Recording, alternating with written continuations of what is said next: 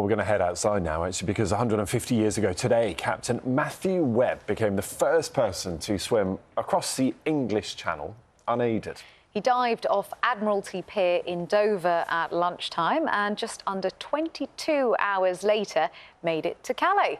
Well, our reporter Fiona Lambden is in Dover for us now this morning. Good morning, Fee, and it looks like lovely conditions for a dip.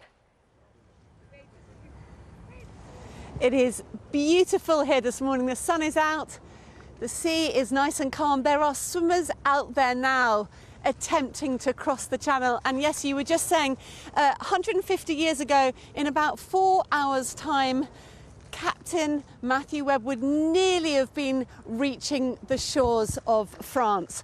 Well, let's come and meet some of these people, because these are the wonderful people that have been inspired. Over here we have a group who have swum the channel, they've done it. And over here we have a group who are waiting to swim. They're waiting to go in the next couple of days. And Stephanie, you literally finished it 2 days ago. Yesterday. Yesterday. Congratulations. Thank you. Can you just show us? My neck? Your neck. Okay. When you see Stephanie's neck, you'll realise, look at the chafing. Wow. Well, so many people, hundreds of people have done it over the last 150 years. We've been looking back at who and how they've been inspired.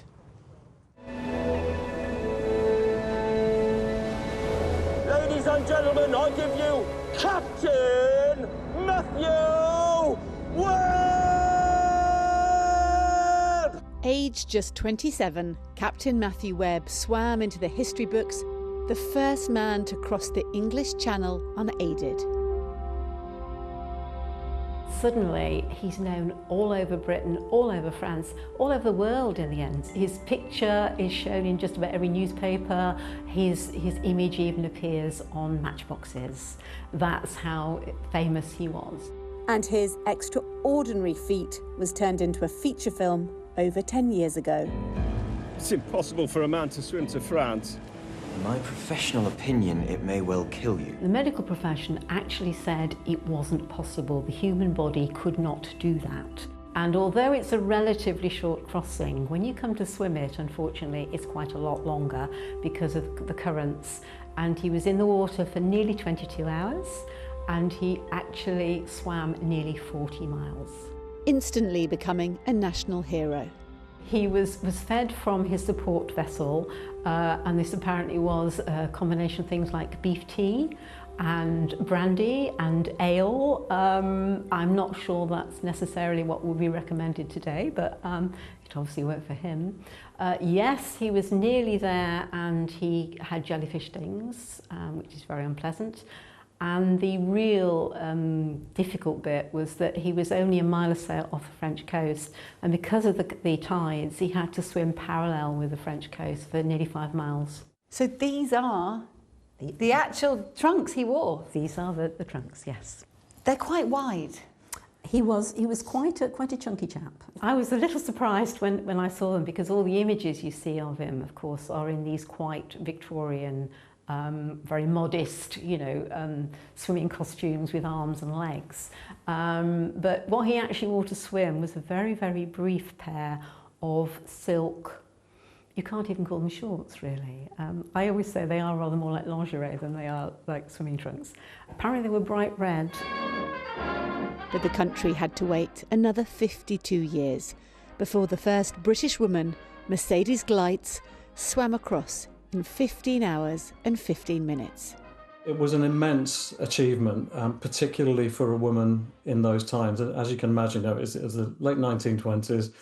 Women didn't really do that kind of thing, and in particular working class women. What an example she set. In the village of Dawley, where Matthew Webb was born, he's remembered everywhere. He was actually baptised in this church, and he learnt to swim in the River Severn. Saved one of his brothers at some point because he was a tremendous swimmer. He really was a tremendous swimmer. 8 years after his channel crossing, his next stunt was to be a truly dangerous swim across the rapids at Niagara Falls. The sheer tonnage of water coming down Niagara lifted him at some point and threw him back into one of the whirlpools, and he was not seen alive again. The church at the time wasn't sure how to treat his death. Was it misadventure or suicide? At that point, you couldn't actually bury somebody in a consecrated ground if it was suicide, and you couldn't have any memorial in the church. But there was obviously a compromise here, and what we have ended up with is this plaque above the main entrance to the church, but you don't see it unless you look up as you're coming out of church. Since then, there have been over 3,000 successful swims in these waters. But it all started with this man, Captain Matthew Webb, who believed nothing great is easy.